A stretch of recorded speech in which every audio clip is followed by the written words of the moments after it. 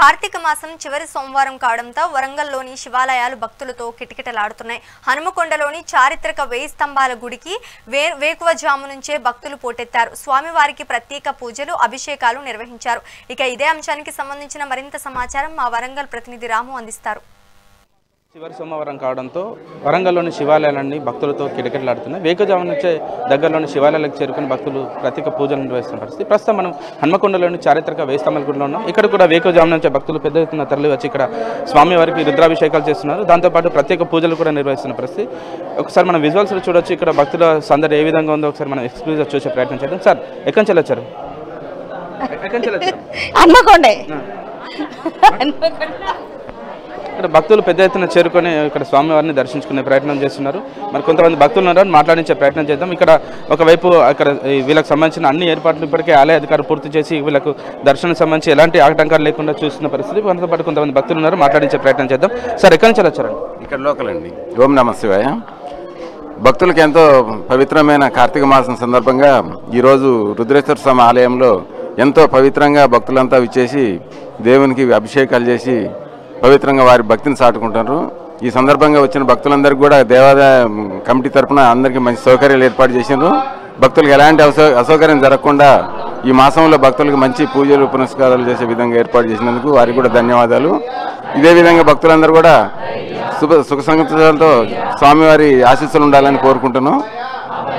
కాబట్టి కార్తీక మాసంలో ఇప్పటికే నాలుగు సోమవారాలు వచ్చాయి. ఇది చివరి సోమవారం కావడంతో భక్తులు కూడా ఇక్కడ పెద్ద ఎత్తున చేరుకున్నారు కదా. దీనికి సంబంధించి ఇక్కడ ఏ విధంగా ఉన్నాయి ఏర్పాట్లు, ఏ విధంగా ఉన్నాయి, ప్రత్యేక పూజలు ఏ విధంగా చేస్తున్నారు? ఏర్పాట్లు బాగా చేసిండ్రండి, మంచిగా ఉన్నాయి. భక్తులు కూడా మంచి శ్రద్ధతో చేసుకుంటారు. ఆలయం వారికి కమిటీ వారికి కూడా ధన్యవాదాలు. చాలా మంచిగా ఉన్నాయండి ఏర్పాట్లు కూడా. భక్తులకి ఎలాంటి అసౌకర్యం లేకుండా ఏర్పాట్లు బాగా చేశారు. మరికొంతమంది భక్తులు వస్తున్నారు, వాళ్ళతో కూడా మాట్లాడించే ప్రయత్నం చేద్దాం. సార్, ఎక్కడి నుంచి వచ్చారు? ఎక్కడి నుంచి వచ్చారు? మాదా అండి, వరంగల్ నుంచి వచ్చాను. దర్శనం అయిందా స్వామి? అయితే ఎట్లా ఉన్నాయి ఇక్కడ ఏర్పాట్లు? అన్నీ ఎలా ఉన్నాయి? బాగానే ఉన్నాయండి. అంటే కార్తీక మాసం అంటే శివునికి అత్యంత ప్రీతిపాత్రమైంది. ఇప్పుడు కార్తీక మాసం లాస్ట్ సోమవారం కావడంతో చాలా మంది కూడా వస్తున్నారు. ఏర్పాట్లు అయితే బాగానే ఉన్నాయి ప్రస్తుతం. అయితే ఇక ముందు అంటే చెప్పలేము. విన్నారా దర్శనాలు? సార్, కార్తీక మాసం చివరి సోమవారం ఏ విధంగా ఉన్నది ఇక్కడ? ఏ విధంగా ఉంది ఇక్కడ? బ్రహ్మాండంగా ఉంటుంది, అన్నీ బాగానే ఉంటాయి. ఇక్కడికి వచ్చినా కూడా సంతోషం అనిపిస్తుంది, ఖుషి ఉంటుంది. మీరు ఎక్కడి నుంచి వచ్చారు? పుష్ప హనుమకొండ. ఇక్కడనే బాగా అనిపిస్తుంది, మంచి సంతోషం అనిపిస్తుంది. మంచిగా ఉన్నది గుడి మాత్రం. అన్ని సౌలభ్యత బాగున్నాయి. కార్తీక మాసం చివరి సోమవారం కాదు, చివరి సోమవారం కార్తీక మాసం కాబట్టి దర్శనం చేసుకుందామని అందరం వచ్చేసుకున్నాం. మంచిగా ఉన్నాయి. మరికొంతమంది భక్తులు ఉన్నారు, మాట్లాడించే ప్రయత్నం చేద్దాం. సార్, మీరు ఎక్కడి నుంచి వచ్చారు? కానీ హన్మకొండ నుంచి వచ్చాను, గోపాల్పూర్. అది కార్తీక సోమవారం లాస్ట్ సోమవారం. ఇక్కడికి రాగానే మా దగ్గర శివుని గుడి ఉంది, అక్కడికి పోతాం. ఇక్కడికి కార్తీక సోమవారం అని వచ్చింది. ఇక్కడ చారిత్రక 1000 స్తంభాల గుడిలో ఇక్కడ స్వామివారికి అత్యంత ప్రీతిపాత్రమైనది కాబట్టి ఇక్కడ చాలామంది భక్తులు కూడా వేకువజాము నుంచి ఇక్కడ చేరుకొని ప్రత్యేకమైన పూజలు కూడా నిర్వహిస్తున్న పరిస్థితి. ప్రస్తుతం మనతో పాటు ఆలయ పూజారులు ఉన్నారు, వారితో కూడా మాట్లాడించే ప్రయత్నం చేద్దాం. స్వామి, చెప్పండి, ఇక్కడ కార్తీక మాసం చివరి సోమవారం కావడంతో ఇక్కడ భక్తులు కూడా పెద్ద సంఖ్యలో వస్తున్నారు. ఏ విధంగా ఉంటుంది ఇక్కడ ప్రత్యేకమైన? స్వామివారికి రోజు ప్రాతకాలంలోనే గణపతి పూజ, తదనంతరం మహన్యాస్పూర్ రుద్రాభిషేకం. అలాగే ఈరోజు చివరి సోమవారం కాబట్టి ఇప్పటికే సుమారు 500 మంది కూడా పుణ్య దంపతులు రుద్రాభిషేకం చేసుకున్నారు. తదనంతరం ఈ అభిషేకాలు 12 గంటల వరకు కొనసాగుతాయి. చివరి సోమవారం కాబట్టి స్వామివారి 50 కిలోల పెరగంతో అన్న పూజ, తదనంతరం స్వామివారి పుష్పార్చనతో ఈ వాటి ప్రాతకాల పూజలు ముగిస్తాయి.